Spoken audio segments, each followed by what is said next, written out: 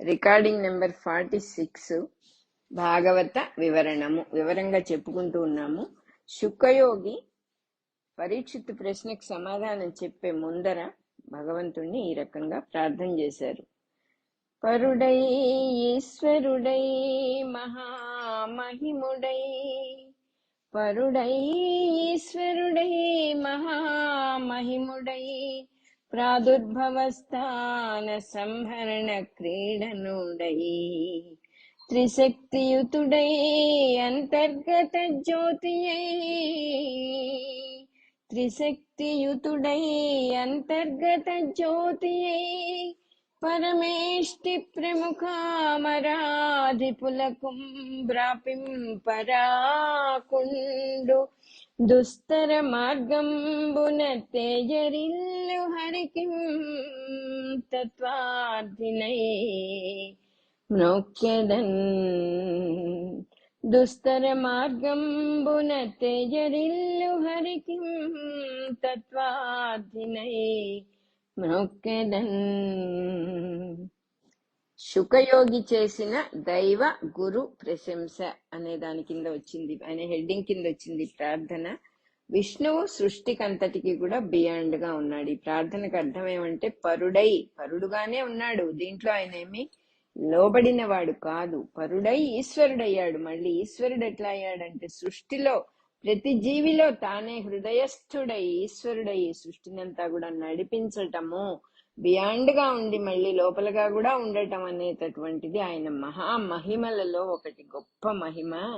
ఈ మహిమ వల్ల భగవంతుడు ఒక చిన్న పిల్లవాడిలాగా సృష్టి స్థితి లయము అంటే క్రియేట్ చేయటం, మెయింటైన్ చేయటం, మళ్ళీ లయం చేయటం, మళ్ళీ తనలో కలిపేసుకోవటం. చాలా సింపుల్ యాక్చువల్ గా. ఇది మనం దీన్ని చాలా పెద్ద విషయంగా సృష్టి గురించి మాట్లాడుకునేటప్పుడు పెద్ద విషయంగా అనుకుంటాం. 2.5 పిల్లలు ఆడుకుంటూ ఉంటారు. అనేక ఆట సామాన్లు ఉంటాయి, వాటి మధ్యలో కూర్చొని అన్ని ఆడుకుంటారు. చక్కగా ఆడుకొని వాళ్ళమ్మ కొంచెం పట్టించుకోకుండా పోతే కాసేపు అయ్యాక వాటి మధ్యలోనే పిల్లలు పడుకొని నిద్రపోవటం అనే దృశ్యం ఎన్నిసార్లు చూసాం. అట్లా ఆట మొదలు పెడతారు, ఆట పూర్తి చేస్తారు, ఆటని ఆపేస్తారు. అన్ని 3 ఆయన చేతుల్లోనే ఉంటాయి, ఆ పిల్లవాడి చేతుల్లోనే ఉంటాయి. బాలుని వలే అనే మాట అక్కడ అందుకు వచ్చింది. తర్వాత లీలా అన్నారు దాన్ని.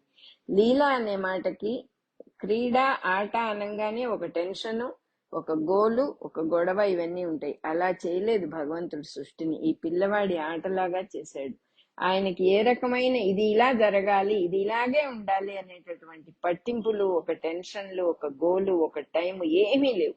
కరెక్ట్ గా పిల్లవాడు ఎట్లా ఆడుకొని ఎప్పుడు వద్దనిపిస్తే ఎప్పుడు ఆపేస్తాడు. అంత హాయిగా లీలగా అనే మాటకు అర్థం అది. స్మూత్ గా ఆడుకుంటాడు, ఏ రకమైన ప్రాబ్లం లేకుండా స్మూత్ గా ఆడుకునే ఆట ఈ సృష్టి మొత్తం భగవంతుడి లీల అని అందుకంటారనమాట.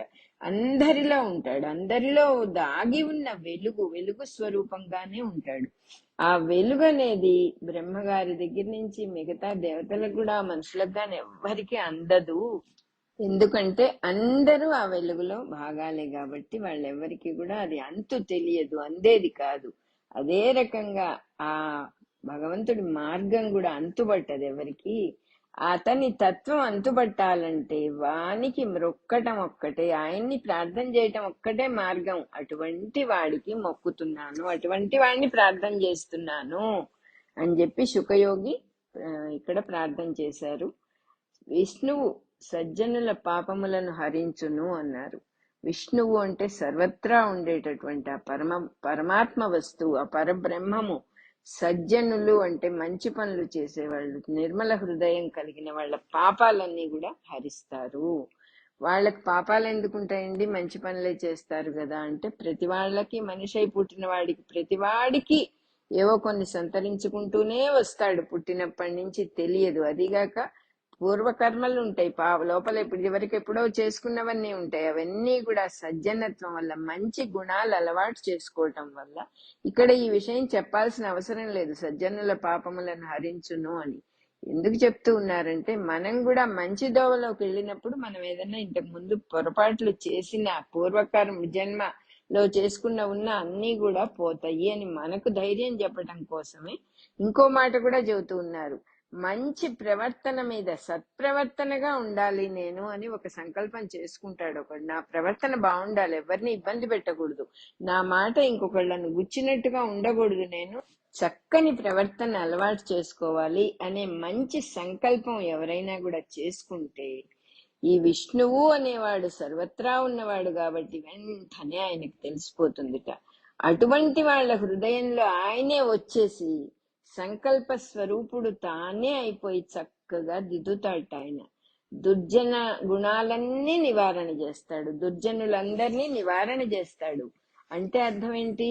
దుష్ట సంకల్పాలు కలవాళ్లలో కామక్రోధాల రూపంలో వాళ్లతోనే ఉండి వాళ్ళనే నాశనం చేస్తాడు. సత్ప్రవర్తన గల వాళ్లలో తానే సంకల్ప రూపంలో ఉండి దాన్ని వాళ్ళు అనుకున్నది సత్ప్రవర్తన కావాలని అనుకున్నారు, చక్కగా ఉండాలి మేము, మా ప్రవర్తన ఇంకొకళ్ళని ఇబ్బంది పెట్టకూడదు అనే సంకల్పంగా ఆయనే అయిపోయి ఆ కోరిక తప్పకుండా నెరవేరుస్తాడట విష్ణువు అనేటటువంటి పరబ్రహ్మము. కాబట్టి అర్థం ఏమిటి ఇక్కడ? అంత అతడు సర్వరూపములతో వర్తించును. ఇక్కడ కామక్రోధాల రూపాలయ్యాడు, అక్కడ సంకల్ప చక్కని సత్సంకల్ప రూపం అయినాడు సజ్జనులలో. కాబట్టి అన్ని రూపాల్లో ఉంటాడు ఆయనే. పరమహంసలు అని పిలుస్తాం మనం. సన్యాసులు అయి ఉంటారు, ఎత్తులయ్యి ఉంటారు వాళ్ళు. వాళ్ళందరిలోనూ ఉంటాడు ఆ పరమాత్మ. మునిజనుల్లో కూడా ఉంటాడు. వాళ్ళల్లో ఎలా ఉంటాడంటే వాళ్ళ హృదయ పద్మాలను అధిష్ఠించి వెలుగుచూ ఉండును అంటున్నారు. వాళ్ళ హృదయ పద్మంలో, హృదయము అనే పద్మంలో మధ్యలో కూర్చొని ఉంటాడట ఆయన. అక్కడ వెలుగు స్వరూపంలో ఉంటాడు. ఆ యతులకి, ఆ సన్యాస ఆశ్రమంలో ఉన్న వాళ్ళకి మునిజన హృదయ విహార అని మనం మాట్లాడుకుంటాం కూడా. అటువంటి ఆయన హృదయాల్ని వెలిగిస్తూ ఉంటాడు. సత్వగుణం ఉన్న ప్రసన్నులకు శ్రేష్టత్వం కలిగిస్తాడు. అంటే ఎంతో సాత్వికంగా ఉంటారు కొంతమంది, ప్రసన్నంగా ఉంటారు, వాళ్ళకి చక్కటి శ్రేష్టత్వాన్ని ఆయన కలిగిస్తాడు. అంటే మనలో ఉన్న మంచి గుణాలు ఏవి వృధా పోకుండా పరమాత్మ ఎప్పుడు అక్కడే ఉండి అన్ని చూసుకుంటూ ఉంటాడనమాట. సకల కళ్యాణ గుణాల్లో కూడా ఆయనే ప్రాముఖ్యం వహిస్తూ ఉంటాడు. He is the main man. అక్కడ మెయిన్ గా అన్ని కళ్యాణ గుణాలతో ఆ సజ్జనుడిలో ఉంటాడన్నమాట ఆయన. భగవంతుడు నిర్గుణుడే కావటానికి, కానీ సగుణాత్మక సృష్టిలో, అంటే నామము రూపము ఇవన్నీ ఉన్నటువంటి సృష్టిలో ఆయన అంతర్యామిత్వం కలిగి ఉంటాడు కాబట్టి, లోపలగా ఆయనే ఉంటాడు కాబట్టి మనుషుల్లో చక్కగా భూతదయ, శాంతి, చెడుని రాకుండా చెయ్యటము, దానికి కావలసిన శౌర్యము, బలము మొదలైనవన్నీ కూడా కళ్యాణ గుణాలతో ఆ జీవులలో ఆయనే ప్రకాశిస్తూ ఉంటాడు. ఎందుకంటే ఇది సగుణాత్మక సృష్టి కాబట్టి. నిర్గుణుడైన వాడు అనే మాటకు ఒక విధంగా అర్థం ఏమిటంటే అన్ని గుణాలు ఆయనవే. అన్ని ఆయనవే అయినప్పుడు ఈయనకి ఈ గుణం ఇదొక్కటి ఉందండి అయితే చెప్పొచ్చు. అన్ని గుణాలు ఆయనవే అయినప్పుడు, ఆయన దానికి బియాండ్ గా ఉండగలిగిన వాడైనప్పుడు ఆయనని నిర్గుణుడు అంటారు. అవసరమైనప్పుడు అన్ని వెపన్స్ తీసి వాడతాడు, మంచి గుణాలు చెడ్డ గుణాలు సమస్తము తీసి వాడతాడు. ఇదే రకంగా ఇక్కడ చెప్పారు కదా, దుర్జనులలో చెడు ప్రవర్తన ఉన్న వాళ్ళల్లో కామంగా క్రోధంగా వాళ్ళల్లో చేరతాడట, చేరి వాళ్ళని నాశనం చేస్తాడు ఆ రాక్షసుల రూపంలో. కామక్రోధాలనేవి రాక్షసులను చదువుకున్నాం మనం. ఈ పరమాత్మే అక్కడ అలా ఉంటాడు. మంచి వారిలో సత్సంకల్పం, మంచి సంకల్ప రూపంలో ఉంటాడు ఆయన. సత్ప్రవర్తన కావాలి, నేను చక్కగా ప్రవర్తించాలి అని సంకల్పం చేసుకున్న వాళ్ళ హృదయాల్లో ఆ సంకల్ప రూపంలో ఆయనే ఉండి దుష్టత్వాన్ని ఏదన్నా కొంచెం ఉన్నా, ఏదైనా లోపాలున్నా కూడా పర్వాలేదు, వాళ్ళ అన్ని లోపాలు చక్కగా సరిదిద్దుతాడు ఆయన. ఎన్ని లోపాలున్నా కూడా వాళ్ళ హృదయంలోనే ఉండి తాను చక్కగా సరిదిద్ది ఆ వాళ్ళ సంకల్పాన్ని, సత్సంకల్పాన్ని నెరవేరుస్తాడు. అన్ని రూపాలతో కూడా ఆయన వర్తిస్తూనే ఉంటాడు అని చెప్పి చెబుతున్నారు. కానీ ఇక్కడ ఒక చక్కని విషయం చెప్పారు.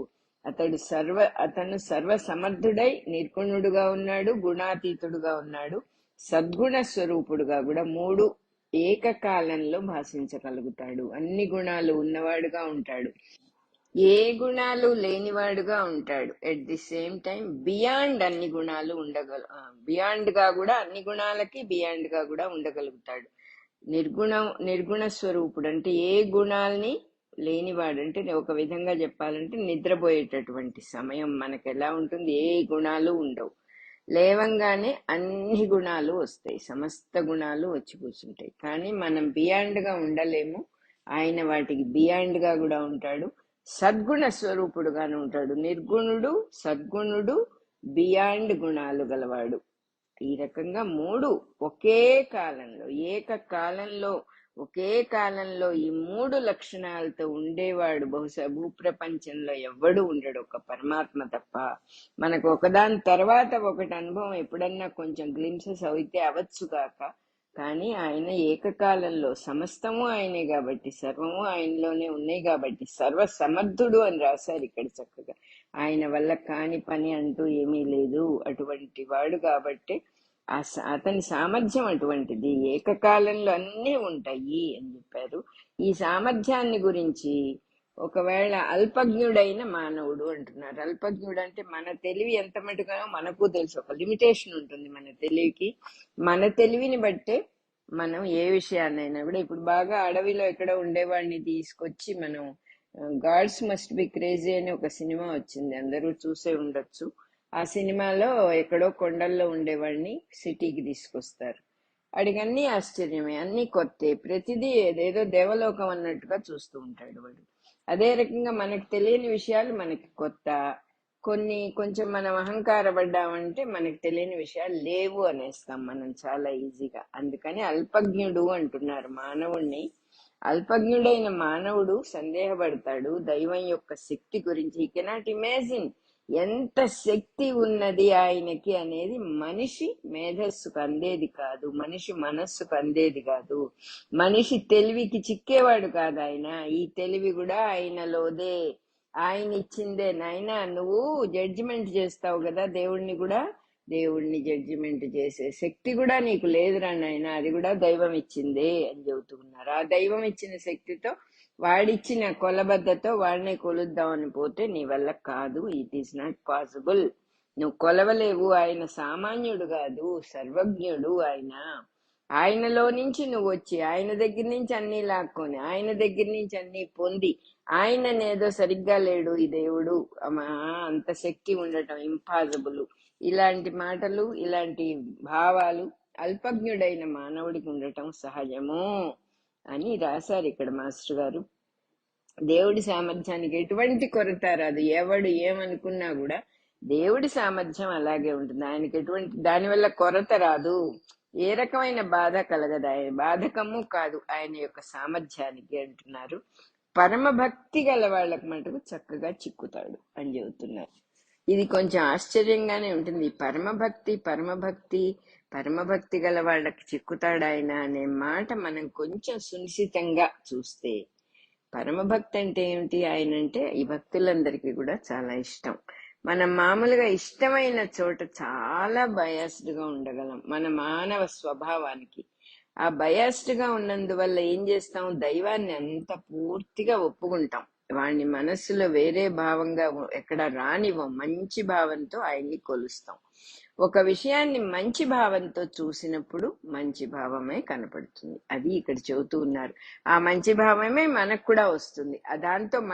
మనం కూడా దాంతోనే, ఆ భావంతోనే బ్లెస్ చేయబడతాం. ఆ ఆశీర్వాదం, ఆ పరమాత్మ తాలూకు ఆశీర్వాదం, ఆ టచ్ కేవలం ఆయన ఎటువంటి వాడు, ఆయన మహాత్ముడండి, ఆయన దైవాన్ని మించింది లేదండి. మాకు వెంకటేశ్వర స్వామి కల్లోకి వచ్చి ఈ విషయాలన్నీ చెప్పాడండి, అందువల్ల మేము ఇట్లా హాయిగా ఉన్నామండి. ఎంతో మంది ఉంటారు ఇలాంటి వాళ్ళు.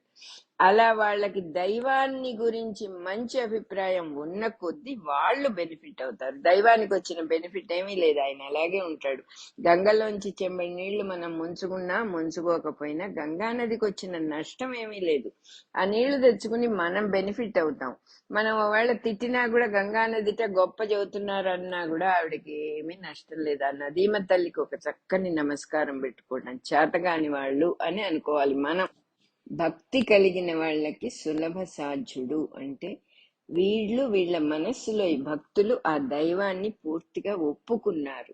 ఒప్పుకుంటేనే మనకు కూడా లోకంలో ఏ విషయమైనా అర్థమవుతుంది. ఒప్పుకోకుండా రెసిస్ట్ చేసినప్పుడు అది మన మనస్సులోకి ఆ పిక్చర్ మొత్తం రాదు. అసలు రానప్పుడు ఇంకా అది బాగుందో బాగుండలేదో, దైవం మంచివాడో చెడ్డవాడో, దైవం మనకు ఉపకారం చేస్తాడో చెయ్యడో అనే సమస్య లేదు. మనం వాడిని ఒప్పుకోవట్లేదు కదా. వాడు లేడు అనేస్తున్నాం తెలుసుకోకుండానే. వాడు ఉన్నాడా లేడా, మనం ఉన్నామా లేమా మనకు సమంగా తెలియదు, ఉన్నామని అనుకుంటూ ఉన్నాం. అటువంటి వాళ్ళం మనం చాలా ఈజీగా జడ్జిమెంట్ పాస్ చేస్తాం. ఆ దేవుడు లేడు, ఆ దేవుడు గురించి వీళ్ళు చెప్పేదంతా నిజం కాదు అనుకున్న కొద్దీ ఆ లేని తత్వమే మనలో రిఫ్లెక్ట్ అవుతుంది. మనకు ఉండడు, నిజమే, కరెక్టే, మనకు ఆ దేవుడు ఉండడు. ఎందుకంటే మనం లేడని అనుకుంటున్నాం. ఫలానా వాడు లేడు, పోయినాడు అని ఎవరి గురించో, మనం ఒక జీవి గురించి, ఒక మేనమా ముసలివాడైపోయాడు మర్చిపోయాము, పోయాడు అనుకున్నాం. పోలేదు, వాడు ఉన్నాడు, కానీ మనకు మటుకు లేడు. ఎందువల్ల?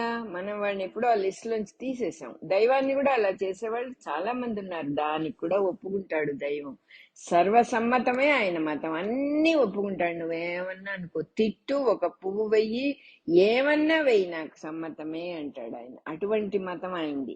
సో ఇక్కడ చెబుతూ ఉన్నారు చక్కగా, అతని మార్గాలు సాటి లేనివి, పోలిక లేని, పోల్చి ఏమండి దేవుడు ఇటువంటి వాడు, ఇట్లాంటి వాళ్ళు ఉన్నారండి ఇంకా అని చెప్పడానికి వీల్లేదు. ఆ వాల్యూమ్ ఎంత, పరిమాణము, ఆయన యొక్క లక్షణాలు, ఆయన మార్గాలు ఇంత ఉంటాయండి. ఇన్నండి అన్నండి అని చెప్పడానికి లెక్కకు అందేవి కాదు. తన స్వరూపంతోనే బ్రహ్మముగా ఉంటాడు, సర్వత్రా ఉంటాడు. తన స్వరూపంతోనే సర్వముగా ఉంటాడు, అన్ని గుణాలుగాను ఉంటాడు. లోకంలో ఇప్పుడు మనం చెప్పుకున్నటువంటి లక్షణాలన్నీ కూడా ఆయనవే. మంచివని అనొచ్చు, మనం చెడ్డవని అనొచ్చు. అటువంటి దేవుడికి నమస్కారం చేస్తున్నాను అని చెప్పి చెప్తూ ఉన్నారు శుక మహర్షి. మనం కూడా నమస్కరించుకుందాం. అటువంటి పరమాత్మకి అద్భుతమైనటువంటి సామర్థ్యం కలిగినటువంటి, అఘటన ఘటనా సమర్థుడైనటువంటి పరమాత్మకు నమస్కారం చెప్పుకుంటూ ముందుకెళ్దాం. మనం ఏ స్వామికి నమస్కరించటం వల్ల, ఏ పరమాత్మకు పూజలు చేయటం వల్ల, ఏ స్వామిని మనస్సులో నిరంతరం అలా సంకీర్తన రూపంలోనో ధ్యాన రూపంలోనో లీలలు చెప్పుకుంటూ ఆశ్చర్యకరమైన వైభవాల్ని వినటం వల్లనో, అటువంటి విషయాలు చేసే వాళ్ళకి, చిన్న వాళ్ళకి కూడా శ్రద్ధతో వింటే దోషాలన్నీ తొలగిపోతాయో, ఎటువంటి పరమాత్మని తలుచుకుంటే దోషాలన్నీ తొలగిపోతాయో, చిన్నవాళ్ళైనా పెద్దవాళ్ళైనా ఎటువంటి వాళ్ళైనా లోకమంతా శుభకరమైన అభివృద్ధిగా ఏ దైవాన్ని తలుచుకున్నందువల్ల శుభప్రదమైన అభివృద్ధి జరుగుతుందని పెద్దలు చెబుతూ ఉంటారు. నేను ఆ స్వామినే ఆశ్రయిస్తాను. అతడు, ఆ పరమాత్మ పాప సంఘాలన్నిటినీ కూడా మాయం చేస్తాడు, పాపాన్ని హరించేస్తాడు. సూర్య భగవానుడు తన వెలుగుతో చీకటిని మింగినట్టుగా మింగేస్తాడు. తన నామ సంకీర్తన చేతనే అన్ని శుభాల్ని కలిగిస్తాడు. విష్ణువుకు నమస్కరించటం మొదలైన పనులు ఆత్మ సమర్పణతో చేస్తే, ఊరికే ఏదో రెండు చేతులు ఎత్తి నమస్కారం చెప్పటం కాకుండా, తండ్రి ఇక్కడున్నది నువ్వే, ఈ హృదయంలో ఉన్నవాడివి నువ్వే, దీన్ని నడిపిస్తూ ఉన్నవాడివి నువ్వే, ఇక్కడేదో నేనున్నాను, నేను చేస్తున్నాను అనే భావం నేను అనుకుంటే తప్పు నాయన, కానీ అలా అనుకుంటూ ఉంటాను. నా వీక్నెస్ వల్ల అది నువ్వే తొలగించాలి. నాకు తెలియక నేను అట్లా అనుకుంటూ ఉంటాను, నేనే చేస్తున్నాను అనిపిస్తూ ఉంటుంది, నన్ను నేను నీకు సమర్పణ చేసుకుంటూ ఉన్నాను అని ఆ రకంగా నమస్కరించినప్పుడు జీవులకు చక్కని అభివృద్ధి కలుగుతుంది, చక్కని ప్రోగ్రెస్. యూ కెన్ అండర్స్టాండ్ ఎంత చక్కని ప్రోగ్రెస్ మీకు కలుగుతోందో, మనకు కలుగుతోందో మనమే తెలుసుకోవచ్చు అని చెప్తున్నారు ఇక్కడ. ఏ పరమేశ్వరుడి పాద పద్మాలను ఎప్పుడు కోరి భజించి, వాళ్ళెంతో స్కిల్ఫుల్ గా నేర్పరులైన వారు అంతర్దృష్టితో లోపలగా చూస్తారు. వాళ్ళు బయట చూసి డిసైడ్ చెయ్యరు. బయట చూడటం అంటే అర్థం ఏంటంటే, మనం రంగుటద్దాలలో నుంచి, కలర్ గ్లాసెస్ లో నుంచి చూడటం. ఏమిటా రంగుటద్దాలంటే 5 సెన్సెస్ లో నుంచి, మనస్సులో నుంచే చూడగలం మనం. ఆ కలర్స్ అన్ని చూసినప్పుడు అసలు వాస్తవం, అసలు నిజం మనకు బోధపడదు. అలా కాకుండా అంతర్దృష్టి లోపలికి మనస్సును పంపించి అక్కడ కనుక భగవంతుడిని హృదయంలో చూడగలిగినప్పుడు ఇహపర బంధాలన్నీ కూడా తొలగిపోతాయి. నీకు ఏమేం బంధాలు ఉన్నాయో నాయన నీకు తెలియదు, నువ్వు ఎన్ని రకాలుగా కట్టబడి ఉన్నావో నీకు తెలియదు. బానే ఉన్నానని అనుకుంటున్నావు బావిలో కప్పలాగా. లేదు, నీకు ఎన్నో బంధాలున్నాయి, ఎన్నో తాపాలున్నాయి. ఈ అంతర్దృష్టితో ఆ పరమాత్మను ఒక్కసారి తలుచుకుంటే అన్ని తాపాలు సమసిపోతాయి. అలా నేర్పరులైన వాళ్ళు ఆ భగవంతుణ్ణి స్కిల్ఫుల్ గా తలుచుకుంటూ ఉంటారు అంతర్దృష్టితో. అలా వాళ్ళు చక్కగా తలుచుకున్నందువల్ల వాళ్ళు ఆ పరబ్రహ్మములు ఆ పరమాత్మ లాగానే ఏ చింత లేకుండా నిశ్చింతగా పరబ్రహ్మంలో చెరిస్తూ ఉంటారు. అటువంటి వాళ్ళు తలుచుకుంటూ ఉన్నటువంటి నీకు నేను, అటువంటి స్వామికి నేను నమస్కరిస్తూ ఉన్నాను అని నమస్కరించుకుంటూ ఉన్నారు. ఇక్కడ శుక మహర్షి అంతటి వారు అలా నమస్కరిస్తూ ఉన్నారు. ఏమి అక్కరలేనివాడు, ఏమి అధైర్యం లేనివాడు, ఏ భయము లేనివాడు, అటువంటి వాడు ఆ పరమాత్మని ఈ రకంగా నమస్కరిస్తూ ఉంటున్నాడు. ఏది కోరి అడగటం లేదు ఆయన. అటువంటి స్వామికి నేను నమస్కరిస్తాను అని చెప్పి చెప్తూ ఉన్నారు. అంటే ఆ దైవాన్ని తలుచుకుంటే శుక మహర్షి వంటి పరిస్థితి మనకు కూడా వస్తుంది. నిర్భయత్వం వస్తుంది. అభయం వై బ్రహ్మ అన్నారు. భయము అనేది రెండో వస్తువు లేదు అని తెలుసుకుంటాడు. సర్వత్రా తానే ఉన్నాడని తెలుసుకుంటాడు. అప్పుడు భయం అనేది పోతుంది. అటువంటి పరమాత్మకు నేను నమస్కరించుకుంటున్నాను అని శుక మహర్షి మళ్ళీ మళ్ళీ నమస్కరించుకుంటూ ఉన్నారు. లోపలి బుద్ధి అంటే జీవుడి లోపలగా ఉన్న బుద్ధి, మనస్సును ఆ లోపలి బుద్ధి వైపు సాధకుడు మరలించాలి. ఇక్కడ మీరందరూ మరలించండి అని చెప్పట్లేదు. ఎందుకంటే అందరికీ అది స్వభావం ఉండదు కాబట్టి సాధకుడైన వాడు, సాధకుడు అంటే పరమాత్మ అంటే భక్తి ఉన్నవాడు, ఏదో మంచిగా ఉండాలి అనే వినయ స్వభావం ఉన్న సాధకుల గురించి చెప్తూ ఉన్నారు. ఆ సాధకుడు ఏం చేస్తాడంటే తన మనస్సుని లోపలి బుద్ధి వైపు మరలిస్తాడు. అప్పుడే తనెవరో తెలుస్తుంది. మరలింపవలెను, మరలించాలి. మరలించినప్పుడు తానెవరో తెలుస్తుంది. మనస్సుతో మనం ఇందాక చెప్పుకున్నట్టుగా సెన్సెస్ తో మనస్సుతో అనే రంగుటద్దాలు కలర్ గ్లాసెస్ తో చూస్తున్నంతసేపు తను వేరుగా కనపడతాడు. వేరే ఇంకో జీవుణ్ణి నేను ఐఎమ్ డిఫరెంట్ ఫ్రమ్ సంబడి అని ఎప్పుడు అనుకుంటూ ఉంటాడు. తనని తాను వేరుపరుచుకుంటాడు ఆ రంగుటద్దాల్లోంచి చూసినప్పుడు. మనస్సుని బుద్ధి వైపు లోపలికి తన లోపలికి మరలించినప్పుడు ఈ మనస్సు తను కాదు, తను మనస్సు ధరించి ఉన్నాను, తాను బుద్ధిని సద్బుద్ధిని అని జీవుడికి తెలుస్తుందిట. అలా తెలుసుకుంటూ ఉన్న కొద్దీ మనస్సు, ఇంద్రియాలు, శరీరం కూడా తన నుంచి బయటికి వెళ్తూ ఉన్న వెలుగులే తప్ప వాటికి విడిగా తానే వాటి అస్తిత్వం, విడిగా అస్తిత్వం లేదు. తను లేకపోతే అవి లేవు, అవి లేకపోయినా తాను ఉంటాడు అనేటటువంటి చక్కని సుజ్ఞానం కలుగుతుందన్నమాట.